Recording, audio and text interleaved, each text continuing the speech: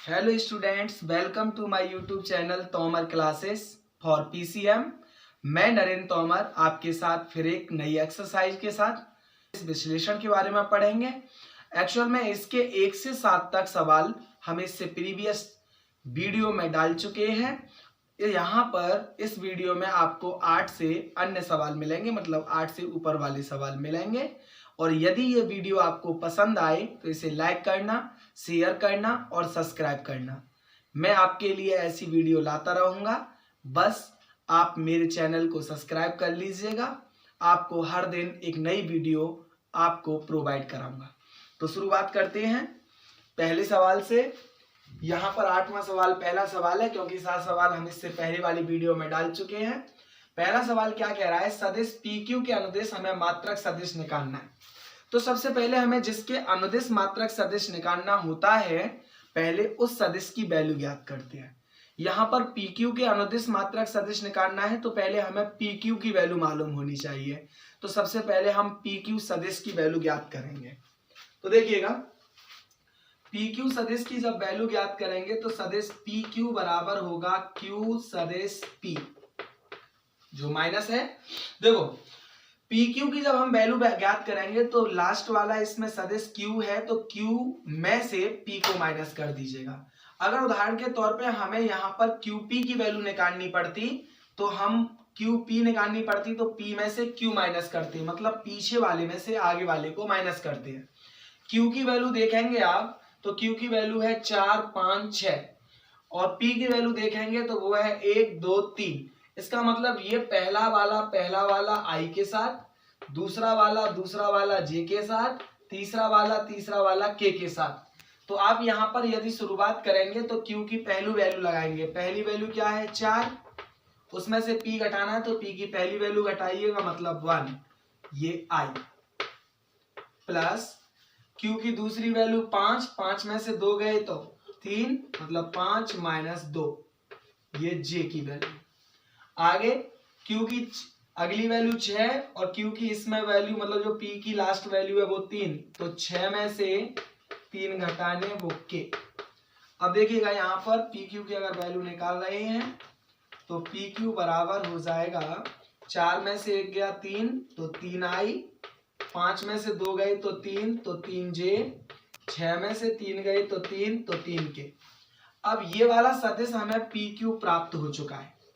अब इसका हमें मात्रक सदिश ज्ञात करना है। मतलब मात्रक सदिश मतलब एकांक सदिश, जिसका मात्रक का मतलब होता है 1, जिसका परिमाण 1 हो उसी को हम मात्रक सदिश कहते हैं। तो इसका हमें मात्रक सदिश ज्ञात करना है। कैसे ज्ञात करेंगे, देखो बड़ा आसान सा है। मात्रक सदिश के लिए हम कैप लगाते हैं, तो PQ का हमें मात्रक सदिश ज्ञात करना है तो PQ कैप ज्ञात करना है।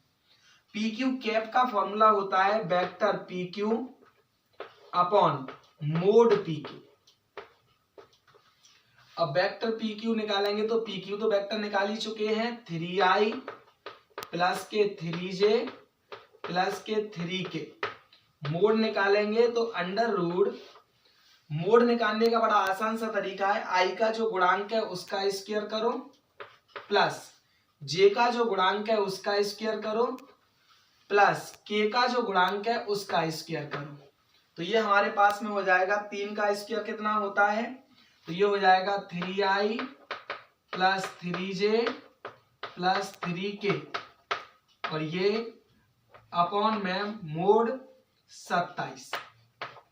ये हमारे पास में मोड PQ की वैल्यू आ गई √27। अब √27 अगर हम इसे सिंपलीफाई करें तो हमारे पास में 27 को हम लिख सकते हैं 3√3, क्योंकि 27 के यदि फैक्टर करेंगे तो 3 × 3 × 3 हो जाएगा, जिसमें से 2 में से एक पेयर बाहर आ जाएगा, मतलब पेयर में से एक डिजिट। तो ये हो जाएगा हमारे पास में, यहाँ पे कर देते हैं हम, तो ये हो जाएगा 3I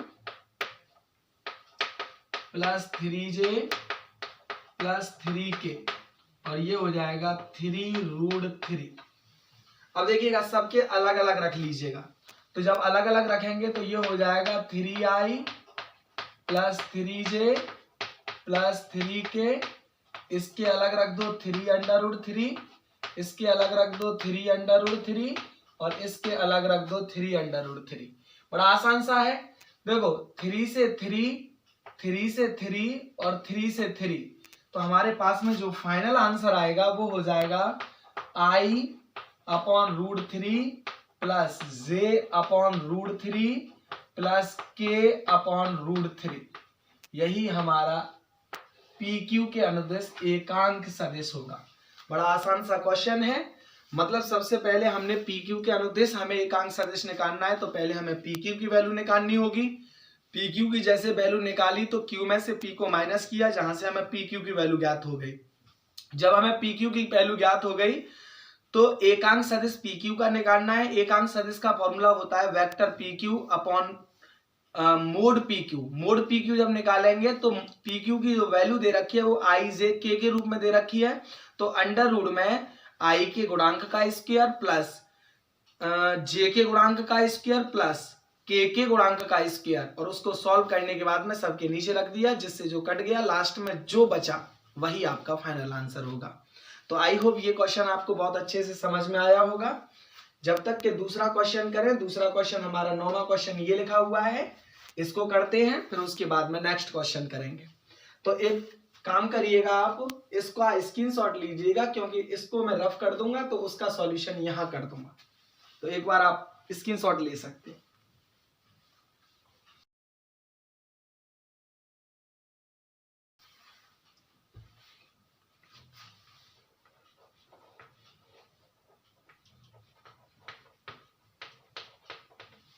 देखिएगा 9वें क्वेश्चन का हल हम उस कॉर्नर पर शुरू कर देंगे। क्वेश्चन क्या कह रहा है, दो सदिश दे रखे हैं आपको A और B की वैल्यू। उसके लिए वो कह रहा है पहले तो सदिश A प्लस B के अनुदिश हमें मात्रक सदिश ज्ञात करना है। जैसा कि वहां पर PQ के अनुदिश निकाला था तो PQ की वैल्यू पहले निकाली थी, यहाँ पर A प्लस B के अनुदिश निकालना है तो पहले A प्लस B की वैल्यू निकाल लीजिएगा। समझ में आ रहा है ना। तो सबसे पहले उसमें PQ के अनुदिश निकलवा रहा था, तो हमने PQ की वैल्यू पहले निकाली थी। PQ का फॉर्मूला था Q में से P को माइनस करना, जैसे AB का फॉर्मूला B में से A माइनस करना, CD का फॉर्मूला D में से C माइनस करना, वैसे ही PQ का फॉर्मूला था Q में से P माइनस करना। यहां पर बात आती है A प्लस B की। A प्लस B मतलब जो वेक्टर A है उसमें वेक्टर B को ऐड करना है। प्लस का मतलब तो ऐड ही करना होता है, जाहिर सी बात है, तो हम प्यार से कर सकते हैं इसको। तो देखिएगा सबसे पहले हमें A प्लस B की वैल्यू निकालनी है, तो A प्लस B की वैल्यू क्या हो जाएगी।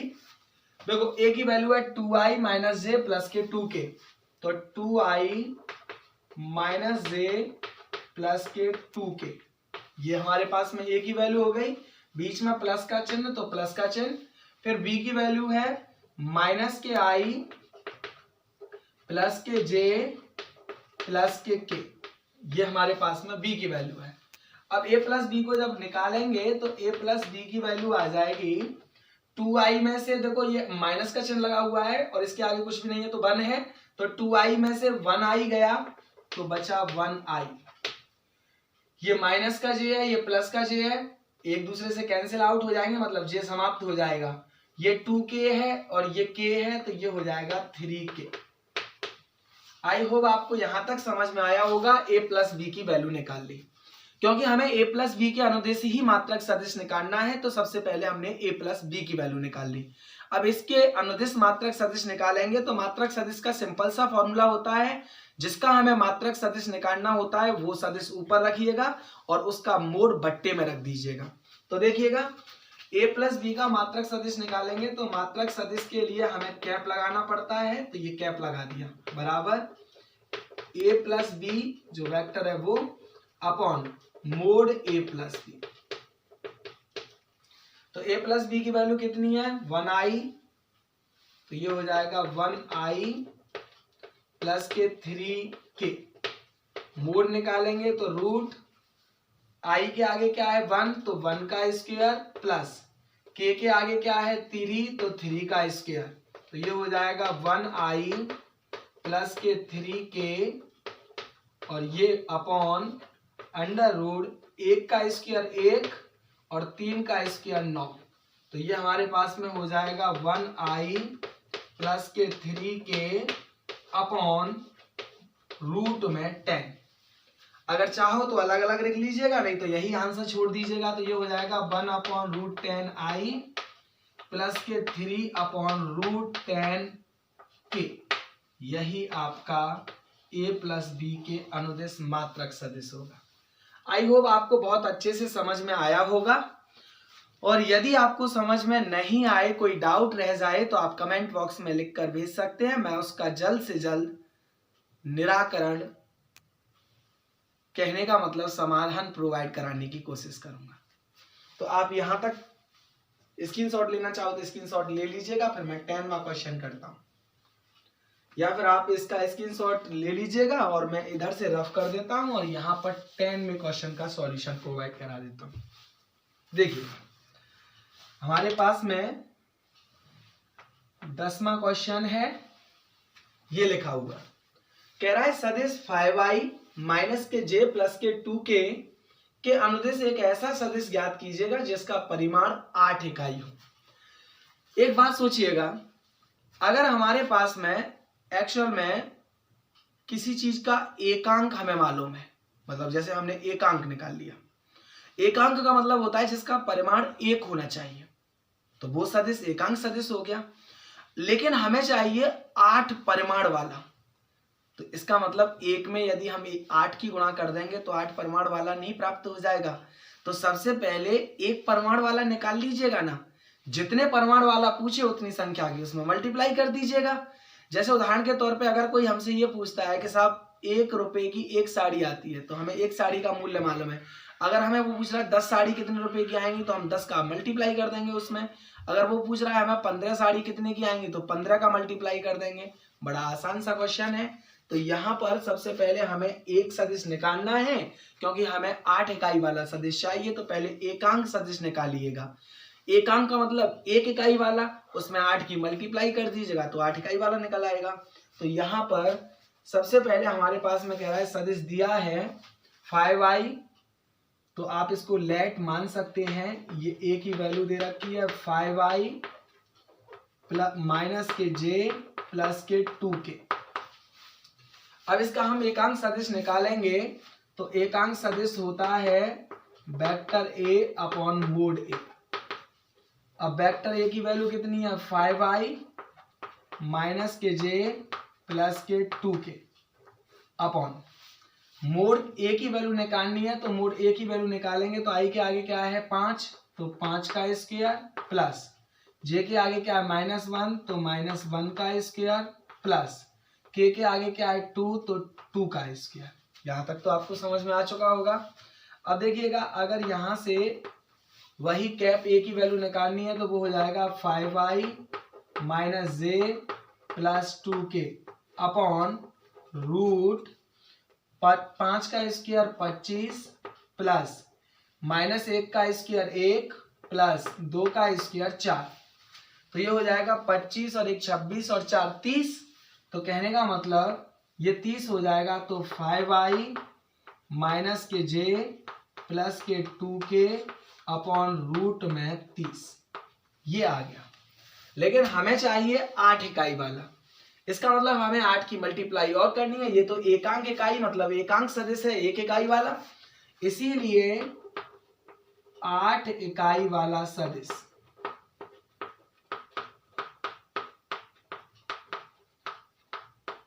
तो वो हो जाएगा 8 a कैप। तो जो a कैप की वैल्यू आई है उसमें 8 की मल्टीप्लाई करनी है। तो देखो 8 की मल्टीप्लाई करनी है हमें किस में 5 में, तो 5 40, तो 40i अपॉन रूट 30। 8 की इसमें करेंगे तो माइनस के 8j अपॉन रूट में 30। 8 की इसमें करेंगे तो 8 दूनी 16 अपॉन रूट में 30 के। आराम से निकाल सकते हैं। सबसे पहले हमने एकांक सदिश निकाला, एकांक सदिश से हमें 8 इकाई वाला सदिश चाहिए, तो हमने 8 की मल्टीप्लाई कर दी। तो कहने का मतलब 8 की मल्टीप्लाई करेंगे तो 8 की 5 में करेंगे तो 8 × 40, अंडर रूट सबके अलग अलग सेपरेट में हमने अंडर रूट 30 रखते चले गए। यही हमारे पास में फाइनल आंसर होगा। आई होप आपको ये क्वेश्चन भी अच्छे से समझ में आया होगा। तो नेक्स्ट क्वेश्चन पर चलते हैं। जब तक कि हम नेक्स्ट क्वेश्चन पर पहुंचे, आप पहले इसका स्क्रीनशॉट ले लीजिएगा, फिर हम 11th में क्वेश्चन करेंगे।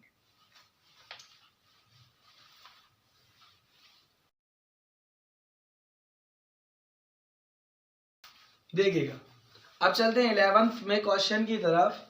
ये सदिश है, तो क्या कह रहा है, दर्शाइएगा कि सदिश 2i माइनस के 3j प्लस के 4k और माइनस के 4i प्लस के 6j माइनस के 8k क्या संरेख सदिश हैं।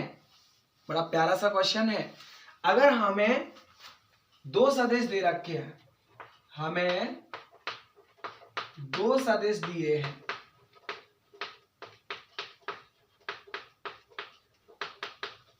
और संरेख चेक करना है।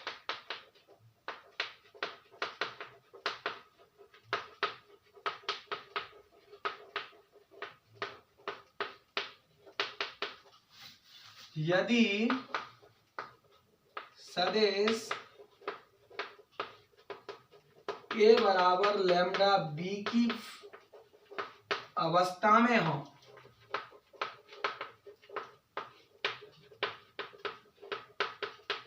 तो संरेख होंगे।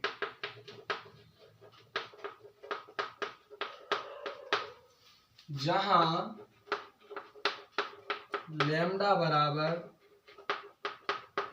कोई न्यूमेरिकल वैल्यू, मतलब पूर्णांक, जरूरी नहीं है वो पूर्णांक भी हो, नॉन पूर्णांक हो, कोई दिक्कत नहीं है, मतलब वो वैल्यू होनी चाहिए, कोई आंकिक मान, लैम्डा की वैल्यू कोई आंकिक मान होना चाहिए, मतलब कोई कॉमन आ जाना चाहिए, मेरा मतलब ये है कहने का। अब देखिएगा यहां पर यदि आप देख रहे हैं तो आपके पास में 2i, यदि मान लीजिएगा ए सदिश है 2i माइनस के 3j प्लस के 4k, और जो बी सदिश दे रखा है वो दे रखा है आपको माइनस के 4i प्लस के 6j और माइनस के 8k। तो यदि हम इसको a की वैल्यू देखें तो a की वैल्यू ऐसी रहने दीजिएगा, लेकिन b में से यदि हम इस b को आगे लिखना चाहें तो माइनस के 2 कॉमन ले लीजिएगा इस b में से। तो देखो b में से माइनस के 2 कॉमन लेंगे तो माइनस का कॉमन आ गया, 2 कॉमन आ गया, तो 4 तो रह गया 2, क्योंकि जो कॉमन लेते हैं उसका डिवाइड करते हैं हम। तो जैसे हमने -2 कॉमन ले लिया तो माइनस से तो माइनस कैंसिल हो गया, 2 का 4 में भाग दिया तो 2 बार, तो ये तो हो गया 2i। अब ये प्लस में माइनस का भाग दिया तो -6 में 2 का भाग दिया तो 3, तो 3j, माइनस से माइनस कैंसिल, 2 का भाग 8 में दिया तो प्लस के 4k। और आप गौर से देख पा रहे हैं कि जो a की वैल्यू है वो ये भी a की वैल्यू है, तो कहने का मतलब आप ये कह सकते हैं b बराबर माइनस के 2 और ये है a की वैल्यू। भाई a की वैल्यू है ये वेक्टर की। अगर आप देखें तो ये फॉर्म नहीं दिखाई दे रही है आपको कुछ, मतलब कोई एक सदिश है और उसके बाद में लैम्डा मतलब माइनस की 2 वैल्यू, जहां लैम्डा बराबर -2, तो लैम्डा की वैल्यू -2 और फिर उसके बाद में कोई दूसरा सदिश। तो आप ये कह सकते हैं कि ये दोनों सदिश a बराबर लैम्डा b की फॉर्म में लिखे जा सकते हैं, इसीलिए ये क्या होंगे, ये संरेखीय सदिश होंगे। अर्थात दोनों सदिश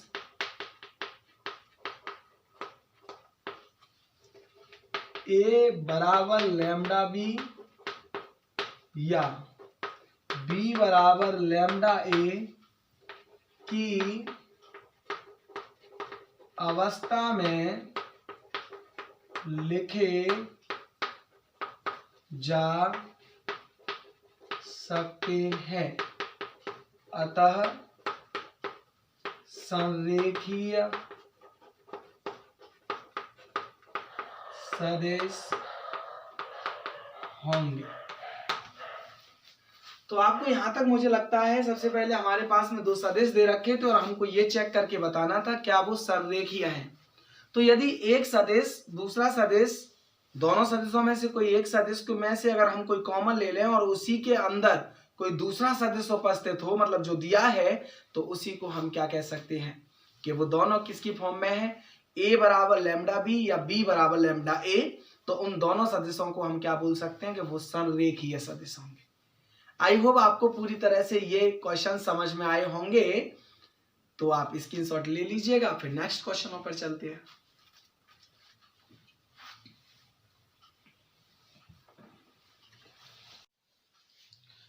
तो देखिएगा अब नेक्स्ट क्वेश्चनों की तरफ चलते हैं, क्योंकि हमने 11 तक सवाल अभी तक बता चुके हैं। अब 12वें सवाल पर चलते हैं। 12वां सवाल क्या कहता है।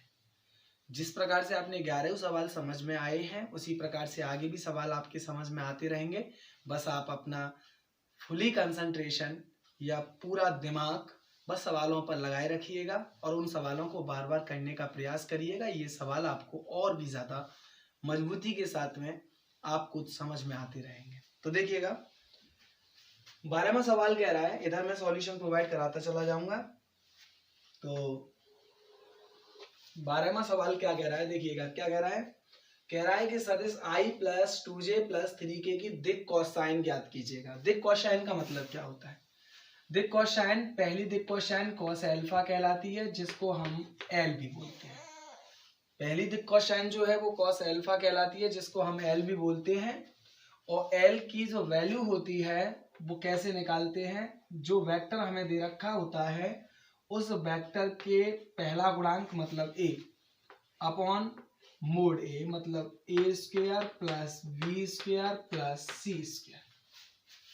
दूसरी कोसाइन क्या होती है, कॉस बीटा, जिसको हम m भी बोल सकते हैं।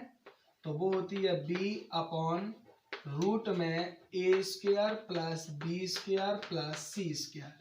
तीसरी कॉस गामा, जिसको हम n भी बोलते हैं, तो वो होती है c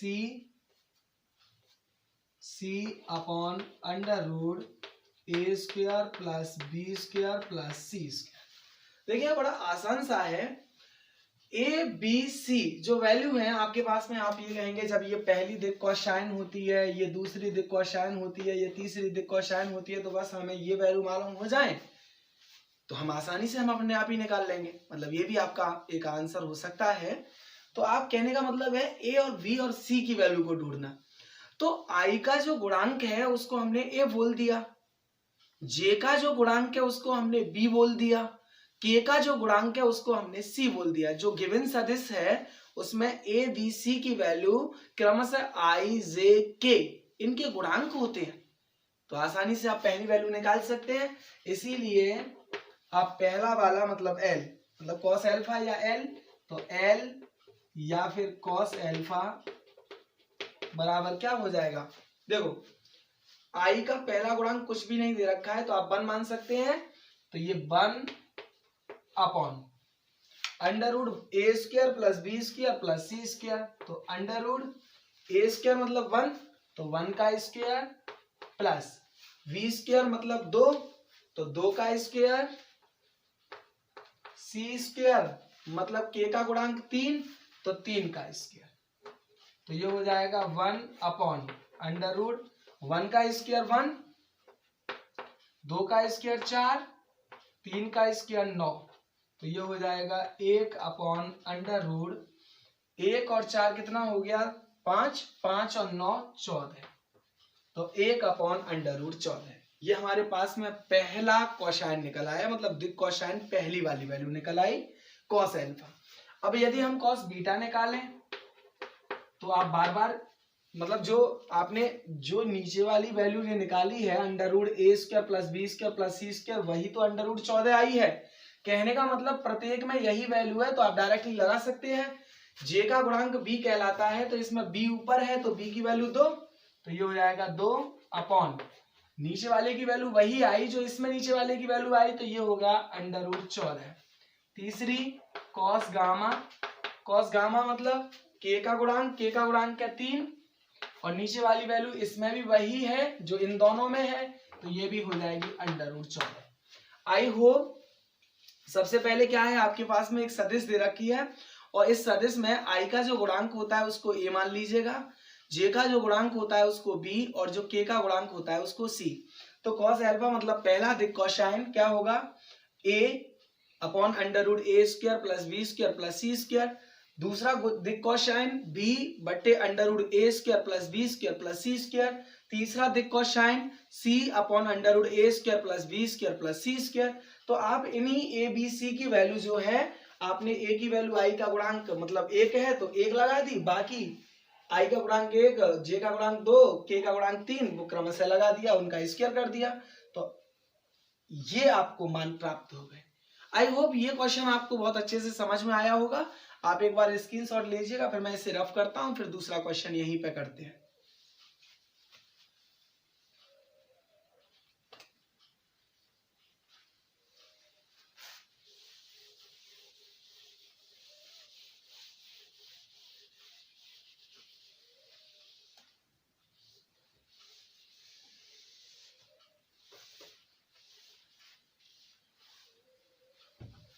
दूसरा क्वेश्चन क्या कह रहा है, देखो बड़ा प्यारा सा क्वेश्चन है, आराम से समझिएगा। बिंदु ए के कुछ निर्देशांक दे रखे हैं, मतलब वो एक सदिश दे रखा है। बी उसके भी एक निर्देशांक दे रखे हैं, मतलब वो भी एक सदिश दे रखा है।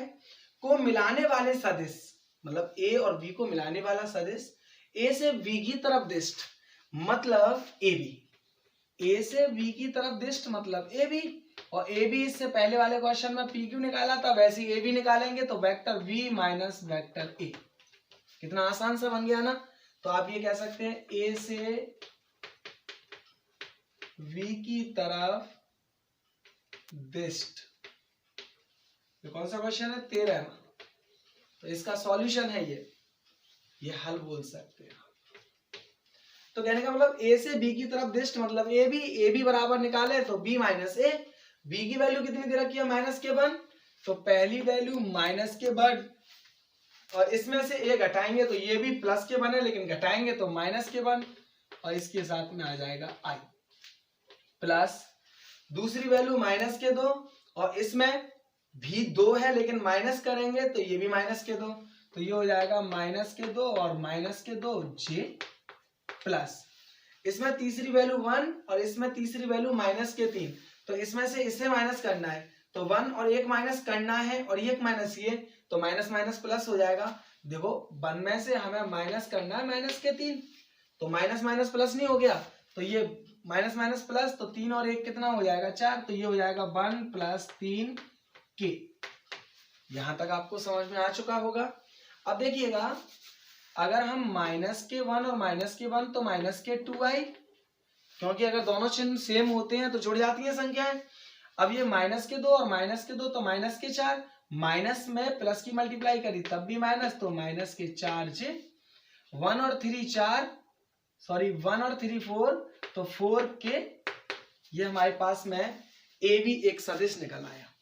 अब जब ए भी एक सदिश निकल आया इसी की, तो हमें दिक् कोसाइन निकालनी है। तो सेम प्रोसेस, पहले वाला सवाल कॉस एल्फा या एल तो क्या होती है A upon under root A square plus B square plus C square.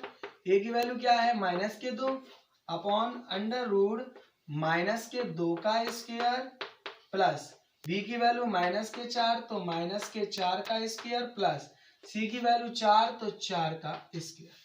तो ये कितना हो जाएगा माइनस के 2 अपॉन 2 का स्क्वायर 4, क्योंकि माइनस का भी स्क्वायर प्लस ही होता है, तो 4 का स्क्वायर 16 प्लस 4 का स्क्वायर 16, तो 16 16 32 और 4 36, तो ये हो जाएगा माइनस के 2 अपॉन रूट 36 में से 6 बाहर आ जाएंगे, क्योंकि 36 वर्गमूल होता है 6 का,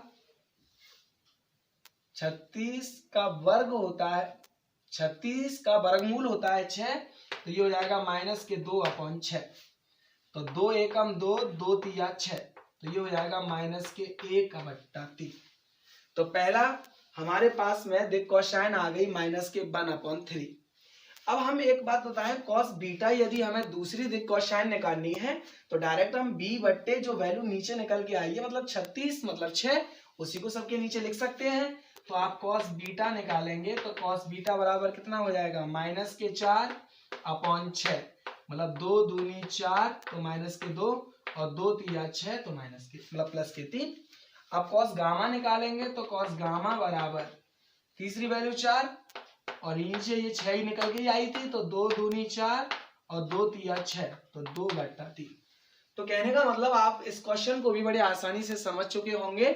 मतलब हमें दिक् कोसाइन निकालनी थी तो दिक् कोसाइन का हमारे पास में फॉर्मूला है, लेकिन ए से बी की तरफ दिष्ट की निकालनी थी तो पहले हमने ए बी की वैल्यू निकाली।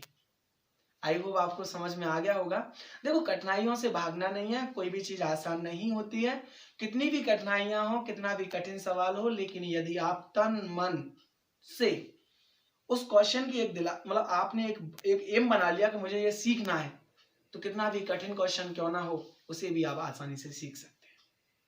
तो थोड़ा प्रयास आप भी करिएगा, हम मेहनत कर रहे हैं। और भी कोई डाउट हो तो आप मेरे कॉन्टैक्ट नंबर पर फोन कर सकते हैं, शायद हम आपसे बात करके आपको ज्यादा समझा पाए। तो आप एक क्लियर आप इसका स्क्रीनशॉट ले लीजिएगा। अपने नेक्स्ट क्वेश्चन पर चलते हैं।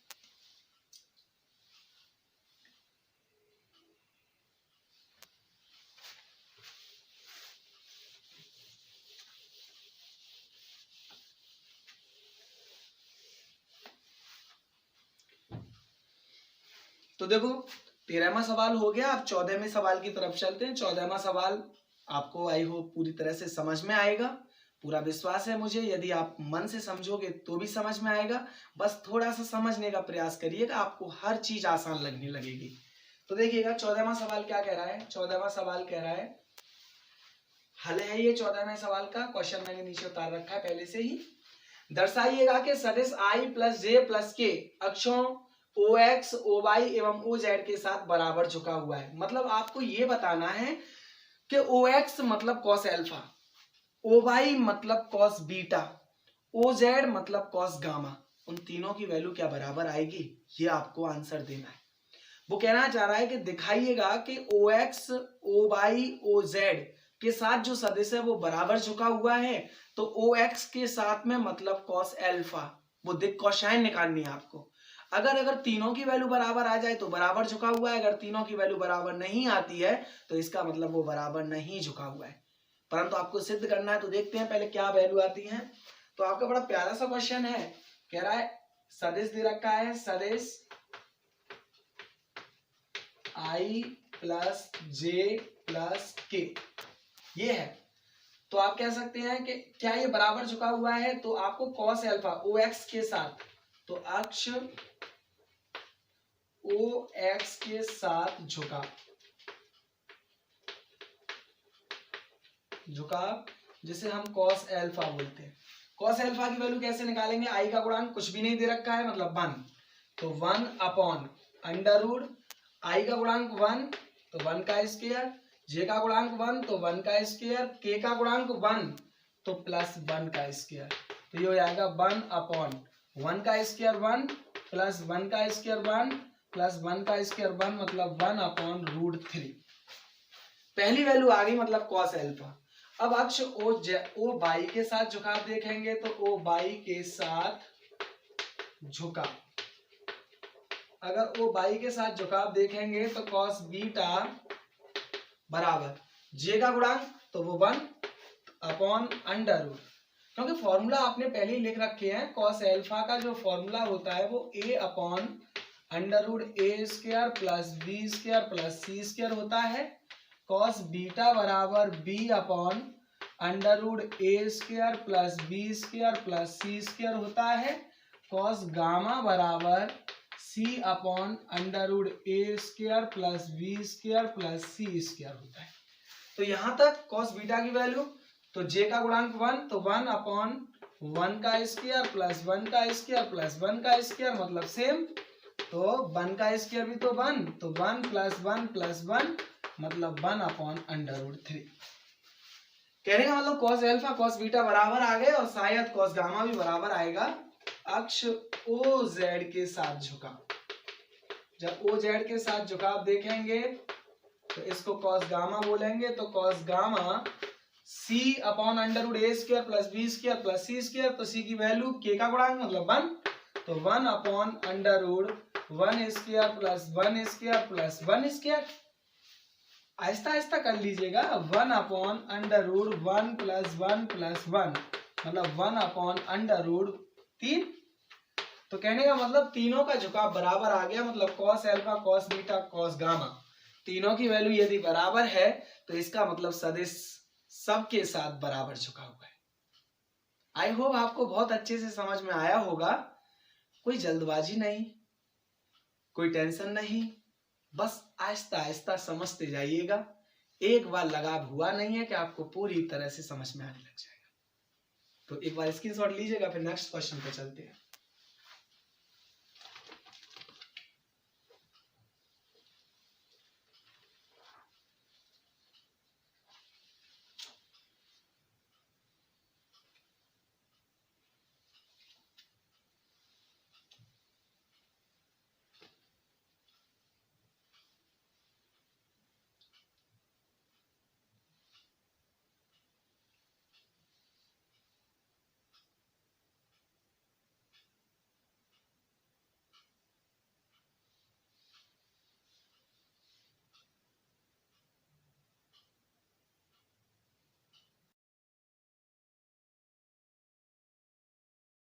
बड़ा प्यारा सा क्वेश्चन, 15वां क्वेश्चन, थोड़ा अलग हटके भी है। अगर हमारे पास में कोई दो सदिश दे रखे हैं, देखो इसमें क्या कह रहा है, बिंदु इतने और इतने को मिलाने वाली रेखा को 2:1 के अनुपात में अंत और बाह्य विभाजित करने वाले बिंदु R का स्थिति सदिश ज्ञात कीजिएगा। मतलब यदि हमें कोई भी दो रेखाएं दे रखी हैं, जैसे उदाहरण के तौर पे हमें रेखा दे रखी है A और B, ये दी है रेखा A और B, जो को मिलाने वाली रेखा को, मतलब इन दोनों को मिलाने वाली रेखा, मतलब A और B को मिलाने वाली रेखा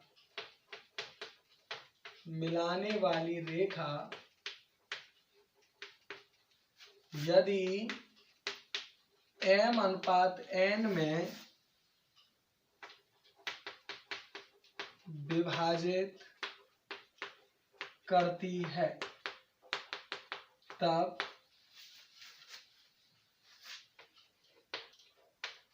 अंतः विभाजन सदिश क्या हो जाएगा? हो जाएगा MB + NA upon M + N। बड़ा आसान सा फॉर्मूला है। अगर यही हमें बाह्य सदिश निकालना होता, बाह्य विभाजन सदिश, तो बड़ा आसान सा है, MB - NA upon M - N। मतलब इन दोनों सदिशों से अगर हमारे पास में दो सदिश दे रखे हैं और उनके बाद में अगर उनको कोई रेखा अनुपात में काट रही है, वो अनुपात आपने मान लिया, शुरू वाले को M मान लिया, अंत वाले अनुपात को आपने N मान लिया, दो सदिश A B मान लिए, तो आपके पास में जनरली दोनों फॉर्मूला आपके सामने लिखे हुए हैं। अब हमें इनमें से एक तो अंतः, मतलब पहला क्वेश्चन हमारा कह रहा है अंतः विभाजित करने वाले बिंदु R के सदिश, तो आप यहाँ पे कह सकते हैं इसीलिए अंतः विभाजन या विभाजित करने वाले बिंदु R का सदिश क्या है? जनरली ये हमारे पास में PQ, मतलब ये A और ये B और ये M और ये N, तो जनरली लगा सकते हैं डायरेक्टली हम M, तो M हमारे पास में 2 है तो 2, उसके बाद में B, तो B अंतिम वाला सदिश होता है, तो ये हो जाएगा -KI + KJ + KK, ये हो गया, प्लस तो प्लस N, तो N की वैल्यू 1 तो 1, और उसके बाद में A, तो A की वैल्यू क्या दे रखी है, I + 2J - K, तो ये हो जाएगा I + 2J - KK, और अंत में M + N, तो M + N मतलब 2 + 1, तो ये हो जाएगा 2 + 1, तो ये हो जाएगा, माइनस की मल्टीप्लाई करिएगा तो -2I + के 2J, क्योंकि 2 की मल्टीप्लाई कर रहे हैं, + के 2K, और ये 1 की मल्टीप्लाई करेंगे तो 1I + के 2J और -KK अपॉन 2 और 1 3, तो ये हमारे पास में हो गया, देखो 2I में से I, लेकिन 2I - K है और I + K है 1I, तो -KI, 2J और 2J तो आपका हो गया 4J, 2K में से 1 K गया तो आप कहोगे 1 और अपॉन में 3। तो कहने का मतलब अंतर विभाजन वाले सदिश आपके पास में प्राप्त हो चुके हैं। अब हमें निकालना है बाह्य विभाजित सदिश। बाह्य विभाजन सदिश निकालेंगे तो आप यहाँ पे निकाल सकते हैं। बाह्य विभाजन सदिश निकालना है हमें, इसीलिए बाह्य विभाजित बिंदु R के सदिश।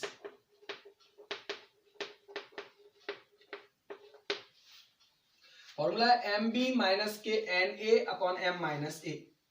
तो एम बी, तो एम की वैल्यू 2, तो 2 बी, तो बी माइनस के आई प्लस के जे प्लस के माइनस एन, तो एन 1 और जे मतलब ए, तो ए हमारे पास में आई प्लस 2j माइनस के और m माइनस एन, तो m की वैल्यू 2 और n की वैल्यू 1, तो 2 माइनस 1। अब यदि हम इसको सॉल्व करें तो आप इसको रफ कर देते हैं इसका, आप तो क्वेश्चन तो आप समझ ही गए, 15वां क्वेश्चन है ये।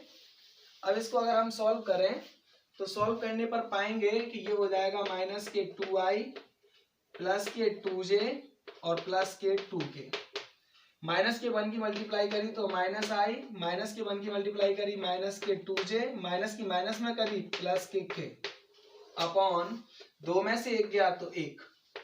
तो कहने का मतलब नीचे तो कुछ बचा ही नहीं, 1 का डिवाइड दोगे तो आंसर ऊपर वाला ही आएगा। 2i और i तो तुम कहोगे माइनस के 3i, 2j प्लस के ये माइनस के 2j, 2k और k प्लस के 3k। तो आप कह सकते हैं आंसर आ जाइए। तो आई होप आपको 15 तक क्वेश्चन बहुत अच्छे से समझ में आए होंगे और मुझे मालूम है कि यदि आप इसी प्रकार से मेहनत करते रहे तो ये तो बहुत छोटी सी चीज़ है, आप बड़े से बड़े मुकाम को भी हासिल कर सकते हैं। तो मेरा कहना बस यही है, यदि आपको मेरी वीडियो पसंद आई हो तो रात और दिन, घड़ी में रात के 11:30 बज चुके हैं, हम आपके लिए जग जग के मेहनत कर रहे हैं और बस आपसे एक ही बात मांगते हैं कि यदि आपको हमारी वीडियो पसंद आए ताकि हमें और रातें जगने का मन करे तो आप हमारी वीडियो को लाइक करें, सब्सक्राइब करें और शेयर करें। हम आपके लिए ऐसी वीडियो लाते रहेंगे। बस मेहनत यही है कि जब हम आपके लिए इतना परेशान हो रहे हैं तो थोड़ा आप भी हमारी मेहनत पर पानी ना फेरिएगा, मतलब मेहनत करिएगा, पूरी तरह से मेहनत करिएगा ताकि आप भी एक अच्छे इंसान बन सकें। Thank you.